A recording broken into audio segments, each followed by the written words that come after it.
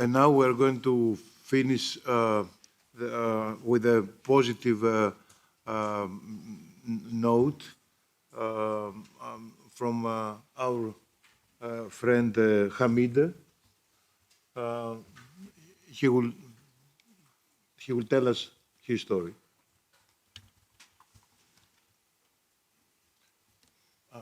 Αυτό θα πάρεις.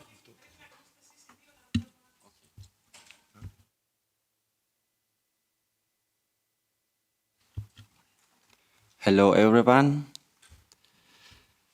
Sitting in front of you is a man who is incredibly grateful to be here.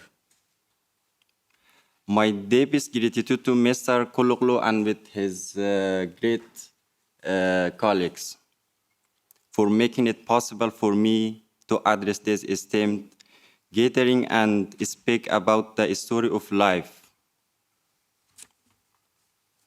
In fact, the survival against all odds of Hamind, who is just asking for freedom and basic human rights, the same rights which are in the Charter and is well known to you all, and which most countries vowed to adhere to 80 years ago. I am hoping that my message reaches you with my self-taught English, therefore please bear with me. Hamind was born in Afghanistan during the war with the loving guidance of his father, who was a well-respected teacher. He grew up with thirst of knowledge and growth. Hamind graduated from high school and was accepted in the university. While attending the university, the instability in his homeland intensified. Often Hamind was in horror watching death getting closer to his home door. He witnessed firsthand how some of his classmates turned to pieces because of some suicide bomber.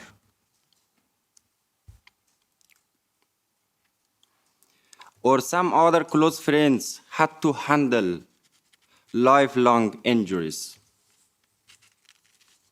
Hamind's family feared for his lives when it got to a point where every morning's goodbye felt like it was the last one.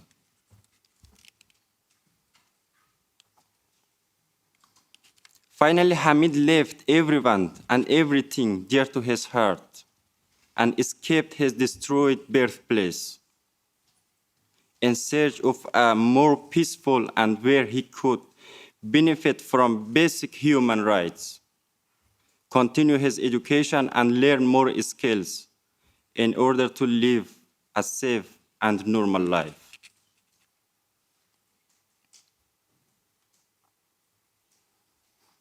You have undoubtedly heard about the journey of Hamind and millions of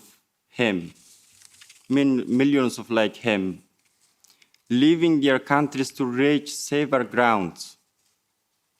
And you are certainly also fully aware of the booming human trafficking business, the dangers and horrors during the rough trains which must be crossed, finally get to in a 10-people capacity boat with 50 other desperate human beings. Hamind was there too.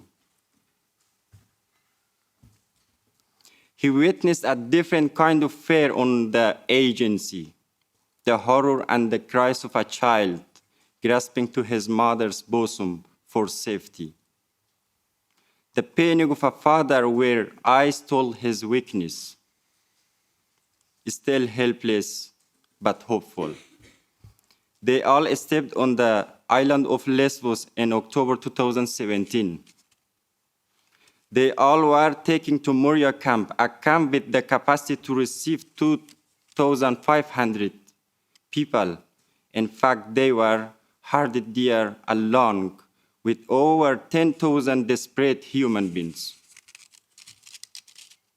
No, this was not the land of peace and learning, not even of a chance to healthy growing. At Moria camp, the people had to survive day by day. No time to thought in the future or memory in the past. Life there was for everyone only from 1 hour to the other one. Often fights broke out for the access to the food, to water, to clothes, to take a quiet place to breathe, or for the stupid old ethnic reasons, which people had escaped from but couldn't leave behind. Fights and killing became a daily occurrence. In those days, one feared being at the wrong place at the wrong time. Ladies and gentlemen, that fear became a bitter reality which engulfed Hamid and robbed him more than 4 years of his life. Yes, suddenly he was thrown into the jail in a cell to wait.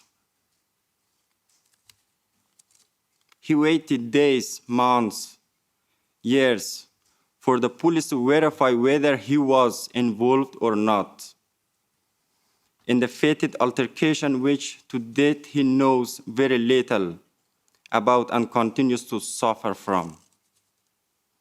The uncertainty, the unknown, the never-ending court appearances, the postponement of death to appear in front of the judge.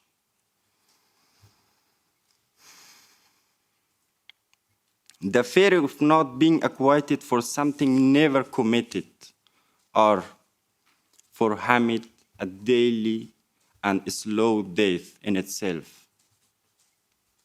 A tragedy with even some humor, where the police found out that Hamid learned by himself the Greek language in the cell.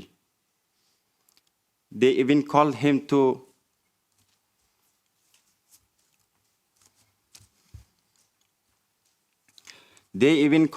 translation for themselves as well as in the court and other institutions. Almost 1 year, for free, of course. A terrible experience that opened his eyes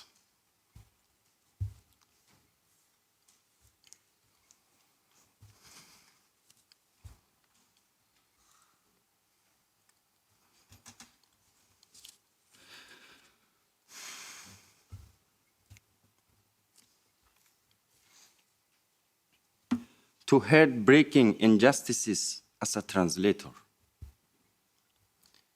Ladies and gentlemen,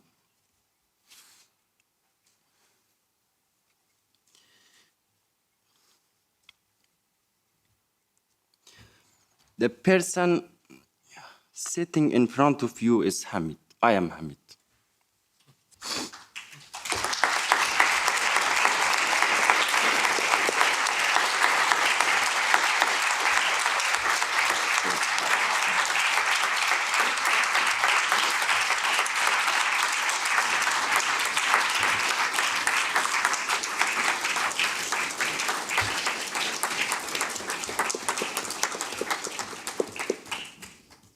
Yes, I am broken, robbed of my dreams and aspiration and embittered from all the injustices which I have seen and I experienced. I am still longing for freedom, yearning for education, optimistic for better days ahead. There is hope in me because hope was my only real friends in the last years.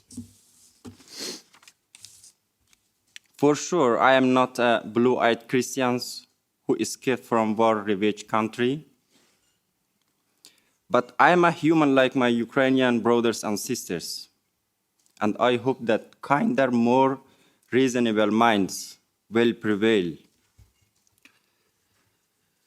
and see my journey for what it was. Yesterday, as I walked in the street of Brussels, it felt as I was a different planet. I got a sweet taste that I never had the opportunity to taste in my last 5 years in Europe.